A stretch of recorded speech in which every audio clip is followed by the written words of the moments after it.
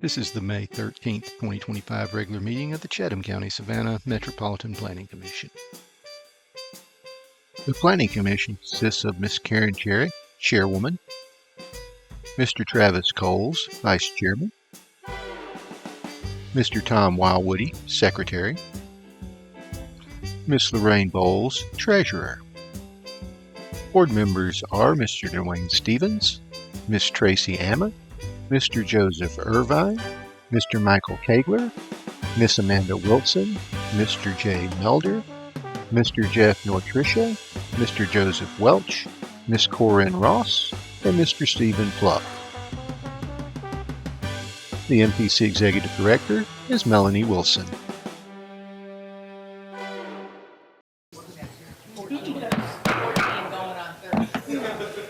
The May 13th regular meeting of the Chatham County Savannah Metropolitan Planning Commission will now come to order. We're going to pause for the Pledge of Allegiance.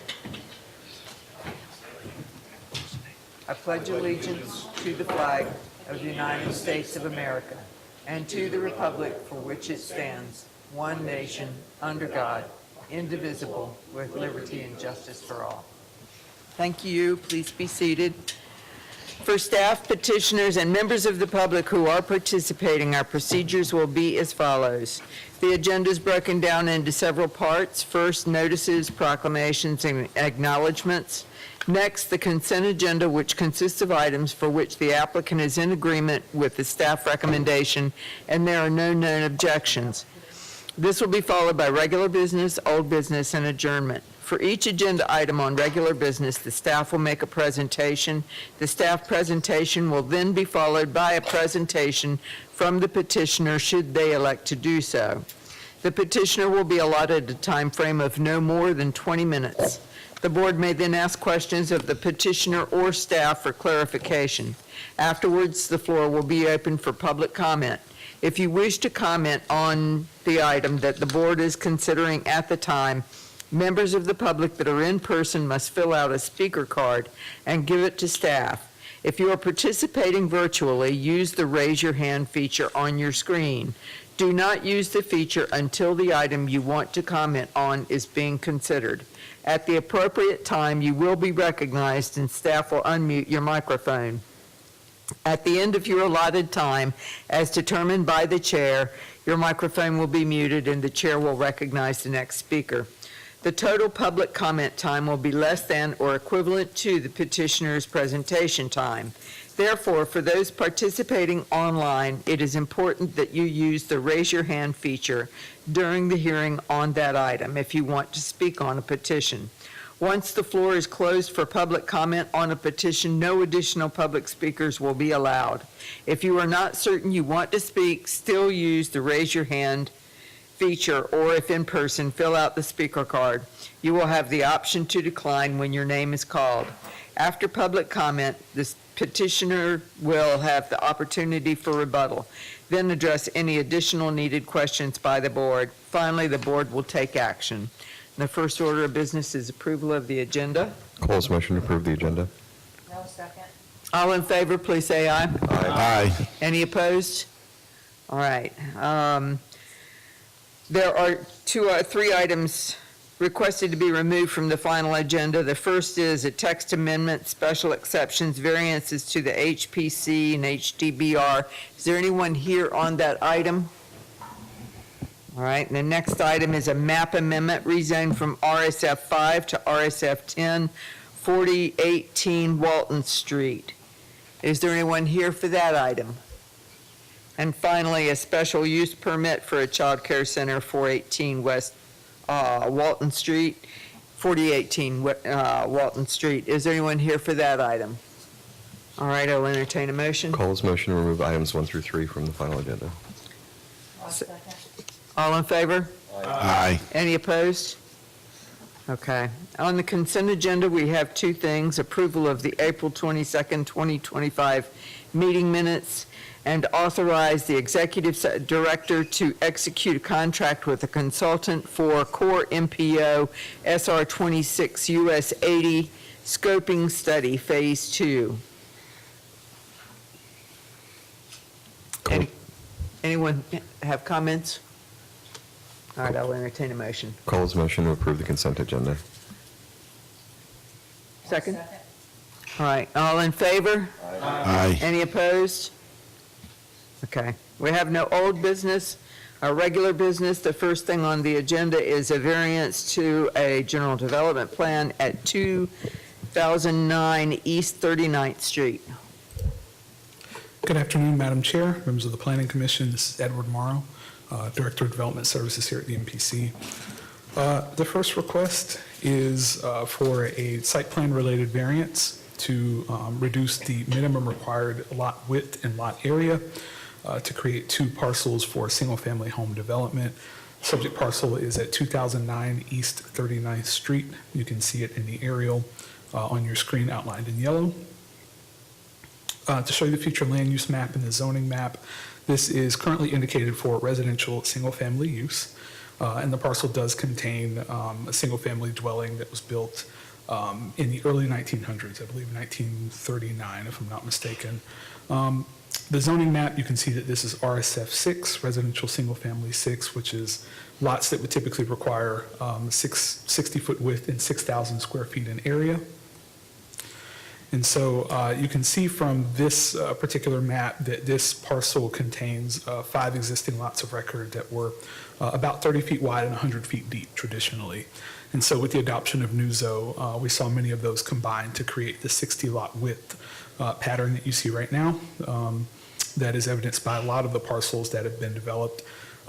This particular one, again, it contains this one dwelling at this time, and the petitioner is seeking to subdivide off one parcel that would contain the existing dwelling and to split the remaining ones into parcels that would be approximately 42 feet wide. Just to show you our development standards in RSF 6, you can see that they require 6,000 square feet and a minimum 60 feet in width. And so the petitioner is asking for relief from those particular requirements for the purpose of putting 2 single-family homes on each one of the 2 new lots that would be created here, preserving that existing historic residence. It is not, it is of a historic character. It is not designated historic, but again, it was built in the early 1900s. With that, MPC staff is recommending approval as proposed subdivision is generally consistent with the existing pattern of single-family home development in this area, and it's unlikely to be of significant detriment to surrounding properties. Happy to answer any questions. All right, is the applicant available? Would you like to speak to us? Sure. Please state your name for the record. My name is Scott Cook with Cook Architecture, and I'm representing Michael Johnson as the property owner. I think Edward explained it pretty well, but I think if you have any questions for me, I'm happy to answer any of them. All right, are there any questions for staff or the applicant? All right, any discussion? I don't have any cards. We don't have anybody online? Okay. Cole's motion to approve staff's recommendation. I'll second. All right, I have a motion and a second on the floor. Ms. Amick? Yes. Ms. Bowles? Yes. Mr. Coles? Yes. Mr. Kegler? Yes. Mr. Melder? Yes. Mr. Notrika? Yes. Mr. Plunk? Yes. Ms. Ross? Yes. Mr. Stevens? Yes. Mr. Warwoody? Yes. I too say yes. Motion passes. All right, the next item that we have is variance to a general development plan, 275 Fort Argyle Road. Excellent. Thank you, Madam Chair. The second request is one to permit a 365-day lease for campsites, individual campsites, where a 90-day maximum is currently permitted by the zoning ordinance. The parcel that you see outlined on your screen is the Creekfire Camping Resort, and this was recently rezoned back in 2017 to permit the use in its current form. Just to share with you, you can see the future land use map indicates that this is for parks and recreation largely. You can see it's surrounded by some conservation area as well as low-density single-family residential development. It is currently zoned A1, which is agriculture. And so just to share some zoning history with you, At the time of its rezoning, this was identified to align most closely with Use 32B in the previous zoning ordinance, which is a campground or recreational vehicle park. And this is significant because it included amenities that are not ordinarily seen in an RV park development. So proposed were 229 RV spaces, 18 cabin sites, 5 tent camping sites, and amenities to include a general store, clubhouse, boathouse, spa, and restaurant. And so this is several years later, we can see that many of those amenities have been developed. A first round of camping sites were also developed, but we have since that time had a change in our regulatory scheme. And so NUZO was adopted effective late 2019. It carried over many of those original regulations, but it added just a couple. And so for the record, I will read the campground and recreational vehicle park definition so that we understand what the ordinance's expectation is with this. A campground or recreational vehicle park is a facility that provides land to transient guests whose use personal tents, travel trailers, motorhomes, or recreational vehicles, who use personal tents, travel trailers, motorhomes, or recreational vehicles as temporary accommodations. Cabins may also be provided, related accessory uses such as bathhouses, on-site storage, an event space, passive and active recreational facilities, a clubhouse, a restaurant with alcohol sales by the drink, a general store with incidental sales of beer and wine, and a caretaker's residence are all permitted and limited to registered guests and their guests. And so, again, you can see that those 5 original standards were carried over as well as some others. We'll highlight at this point that the supplemental use standards limit this use to 90 days. So just to offer you an aerial view of the subject parcel as it's currently developed, you can see that it does have many of those campsites already developed around kind of a central common area with the previously mentioned amenities. This is the site plan that was submitted in association with the request. You can see that proposed are several new campsites that would surround many of those that are already established. And these indicated in red are proposed to be for 365-day use as opposed to the typical 90-day stay as is currently permitted.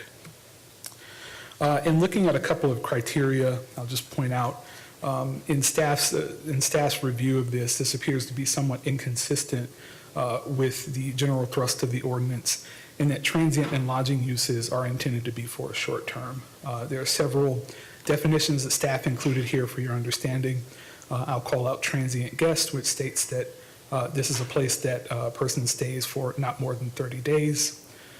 Again, this particular use already permits someone to stay for 90 days. Also, a lodging establishment, again, transient guests whose usual place of residence is elsewhere, and lodging establishments are within that category. Recreational vehicle parks and campgrounds fall within that lodging establishment use.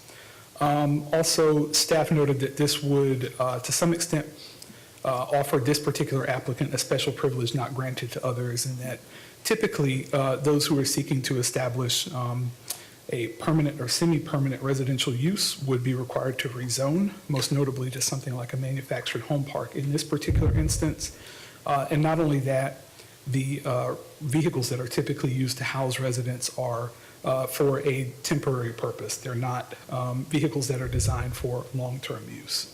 So again, the transient versus permanent, semi-permanent nature of the use, the fact that it is a lodging use, and also the use of recreational vehicles, staff found to be inconsistent with the intent of the ordinance. And so on that basis, staff does recommend denial of this request. I'm happy to answer any questions you have. All right, thank you. Is the applicant here? Is online? Yes, ma'am.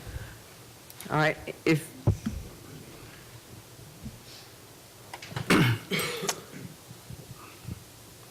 Yes, I'm an agent for the applicant. okay, can you please state your name for the record? Yes, my name is Gary Curl. All right, do you have anything to add, or? Yeah, I just, some clarification and then something to add as well. Those sites that were pointed out in red are existing sites. They're not proposed sites. And I think I heard that staff said they were proposed. They're only proposed for the longer length of stay. And just some clarification on that on my end. Understand how the 365 day could imply permanency. That is not the intent.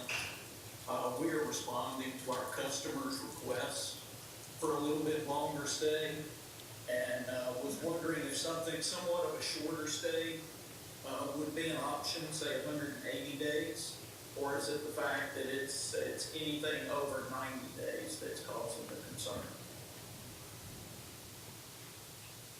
All right, are there any questions for the applicant or for staff? Go ahead, Mr. Coles. Mr. Morrow, would you answer the gentleman's question, please? Sure. Again, you can see that the definition of transient suggests that these are folks who are at this location for not more than 30 days. So even at 90 days, the ordinance is a little bit more generous with this particular use. Staff would say that 90 days is probably the most appropriate time frame for a stay in this context. All right, other questions? Discussion?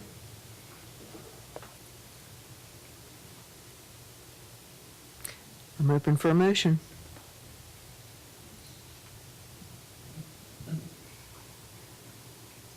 Why would he motion to accept staff's recommendation? Stevens, second. All right, I have a motion to approve staff recommendation to keep it at 90 days. And a second on that, Ms. Amick? Yes. Ms. Bowles? Yes. Mr. Coles? Yes. Mr. Kegler? Yes. Mr. Melder? Yes. Mr. Nochika? Yes. Mr. Plunk? Yes. Ms. Ross? Yes. Mr. Stevens? Yes. Mr. Wywoody? Yes. And I too say yes, motion passes. Thank you. And our last item for today, the last regular business, is special use alcohol, accessory alcohol sales in association with a restaurant at 1722 Haversham Street. Thank you, Madam Chair. The third petition is, as you stated, a request for a special use permit to establish accessory alcohol sales in association with an existing restaurant at 1722 Haversham. You can see the subject parcel on your screen. This is zoned TC1. This particular block was redeveloped in total. It was, much of it was vacant. And so this was a development that came in, and it contains commercial uses that are actually adjoining Haversham Street and Price Street here, with some residential adjoining East 34th Street and interior parking. The subject restaurant actually is right here in this corner, and it contains most of this area, but it is located on the corner. Just to show you the future land use map, it is in a traditional neighborhood zoning district. And even though the subject property is zoned TC1, were it zoned TN, it would face the exact same circumstance of requiring a special use permit. So it happens to be negligible in this point. TC1 is the zoning for, as you can see here, the subject parcel, as well as this parcel that contains cotton and rye across the street. And this is, again, just so you can see the footprint here, this is where the restaurant is with the kitchen at the rear. You can see a view from the street. In looking at the standards, retail consumption of alcohol requires a special use, and it says that such use shall be permitted in the TC1 only with grant of a special use permit. And these are the criteria. In looking at these, there was only one that I wanted to call out. Whether or not the special use is detrimental to the public health, safety, or welfare. In a previous zoning action, there was a special use permit granted here. And so with no notes of significant detriment, staff does recommend approval on the basis of the prior establishment of the exact same use under different ownership. Staff recommends approval with one condition, that the special use permit be non-transferable, and I'm happy to answer any questions. All right, and the applicant is online with this one as well? All right, Correct. please go ahead when you get an opportunity and state your name for the record. Andrea Canella. Hi, would you like to share anything? Any questions for the applicant or staff? All right, any discussion? I'll entertain a motion. Cole's motion to approve staff's recommendation. Ross, second. All right, I have a motion and a second to approve. Ms. Amick? Yes. Ms. Bowles? Yes. Mr. Coles? Yes. Mr. Kegler? Yes. Mr. Melder? Yes. Mr. Nochika? Yes. Mr. Plunk? Yes. Ms. Ross? Yes. Mr. Stevens? Yes. Mr. Wildwoody? Yes. And I too say yes. Motion passes. Well, that was pretty easy. We do have one other, we don't have any presentations, no staff reviews, approved staff reviews. We do have other business and MPC video.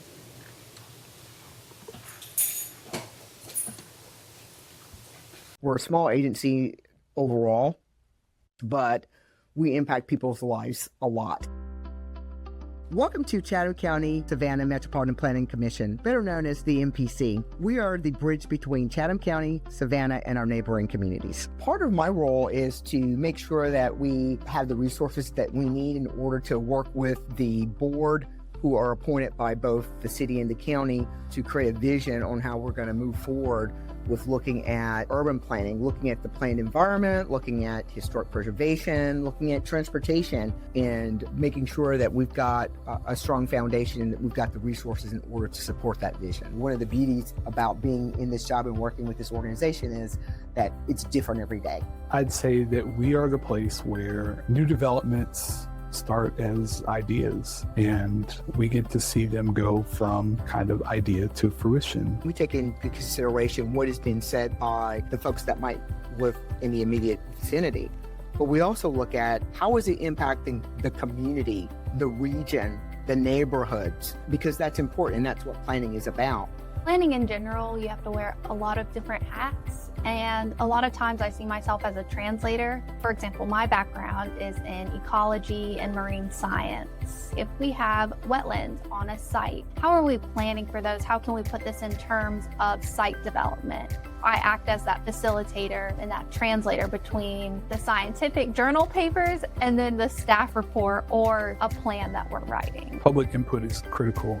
So we as professionals, we come to the table with all sorts of ideas. But if we don't hear that local input, it's really difficult to know what people who are living in these communities feel about the changes that are taking place, about the things that they would like to see happen.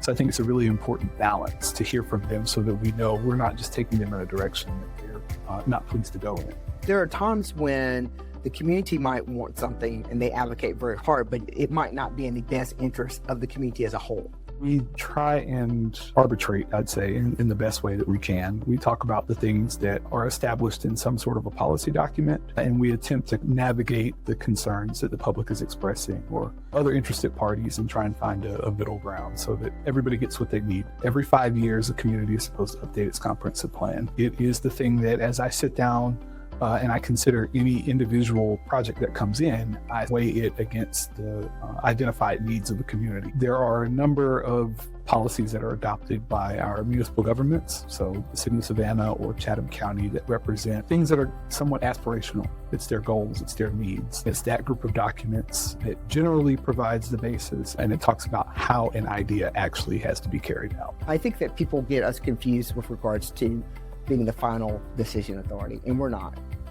We are a recommending body. People come in, they make an application, we talk with people in the community to get feedback from them, we deal with our reports, and then people that sit on that commission's board, they make the final decisions. Even if you're not happy with the decision that's made, you always have the opportunity to appeal. Sometimes you have to make those tough recommendations that you might have a few people that just hate it, but at the end of the day, the right thing to do is to recommend either approval or denial.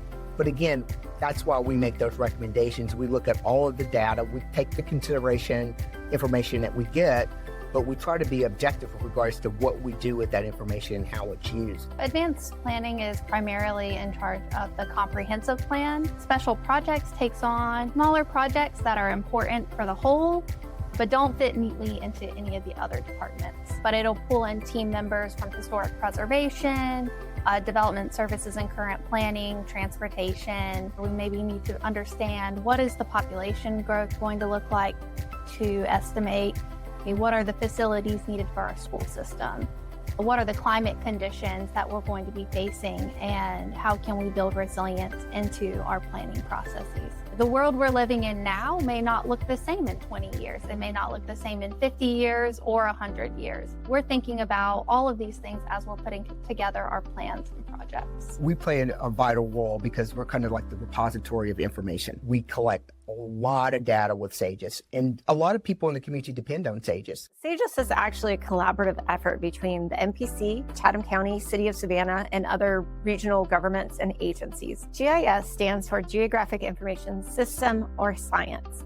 It's a computer-based tool that stores, analyzes, and displays spatial data. GIS allows the user to take data from different themes and overlap them to see together. When reviewing an area for site development, different things you would look at would be soil types, flood zones, current development in the area, what else is going on, what are the land uses. And you look at those things and you can put them all together visually and see them in one place, as opposed to trying to look at them separately, either on different maps or even as different tables. So you can take historical data and then projected data and create a visual where you can see it change over time. Working with both the city and the county to deal with planning is great because we're in this unique position to get the information and to look at holistically at the whole county. One of the most important projects that we're continuously working on is we work directly with the Chatham County Communication Center, or the otherwise known as 911 dispatch. The Communication Center has a completely different program that pulls our data in and then uses it in their system so that emergency responders can get to the person that needs them as fast as possible, where they're located, and the fastest way to get to where they need to go. So we don't create all of the data that we use and share here at SAGES and the MPC. We work with all of those agencies so that the experts in each field create and edit their data, and then we're the share point. As a consequence of all this information that we get in helping to determine your quality of life, we look at road networks. How do you get to work? Where do your kids go to school? Locations, things of that nature. I am the Director of Transportation Administration, and we actually manages the Coastal Region Metropolitan Planning Organization, core MPO. Without the core MPO, the federal transportation dollars will not flow to our area. So we mostly deal with bigger projects like I-16 widening project and Jimmy DeLoach Parkway extension. We just process the allocation of funds. So without core MPO's planning process, you cannot have that. Our consideration has to be regional, because travel really doesn't stop at the border. As we're looking at getting development to occur from the infrastructure side, whether it is rails and trails and trying to have some connectivity with that, that's something that's really important. We actually have like 3 tiers of prioritization in our 2050 plan. So the first is needs, so based on congestion, freight, and the second part is the resiliency, and the third level would be equity. We want to promote people for public transit and bike ped as well, because people do ride bicycles, especially a lot of students.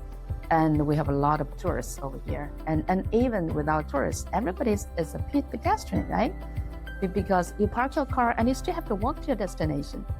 So we want to improve the sidewalks and pedestrian connection and the bike lane connection. We really want to focus more energy and investments to promote the multimodal connection, because just the highway doesn't solve all of the problems. You've got to have other alternatives. Here at the MPC, the Department of Historic Preservation and Urban Design, our primary role is overseeing the boards and commissions. We are also tasked with surveying potential historic districts as well as conservation districts. Given the history of this city and our country, understandably, people are somewhat suspicious if people come in and say, we want to make your neighborhood a historic district. And the people in the community are like, what does that mean to us? We really want the neighborhood to can say, we want this. Probably the biggest challenge we face in the Savannah Downtown Historic District is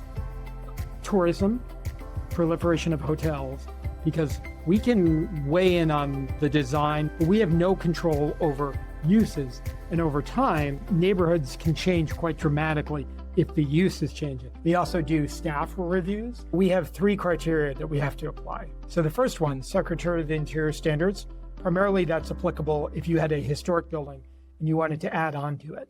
Preserve historic fabric, differentiate new construction from old. Visual compatibility, which is the second standard we have to apply, means that whatever you're proposing to build or design has to be visually compatible with the contributing buildings to which it is visually related. And then the last standards that we have to apply are the design standards. Those are very specific. There are certain type of materials you can use for exterior walls, masonry, brick. The County Historic Preservation Commission had 2 sites. One was a house that was self-nominated by the owner of the house, important historic structure. And the gentleman who works for the city of Savannah brought to our attention a historic African-American cemetery that had been overgrown and neglected. He brought it to our attention, and that was approved, and that will now be protected. It's really important in this time and environment to really be careful about making sure that you are respecting the past, because it's very easy to kind of get caught up in a trend. We continue to think very strategically in ways that we can empower the community and that we can be transformative in ways that we look at addressing problems and issues. We're a small agency overall, but we impact people's lives a lot. Yay! Thank you. Any questions or comments? Good job. All right. Do I have a motion to adjourn? Cole's motion to adjourn. All in favor? Thank you, guys.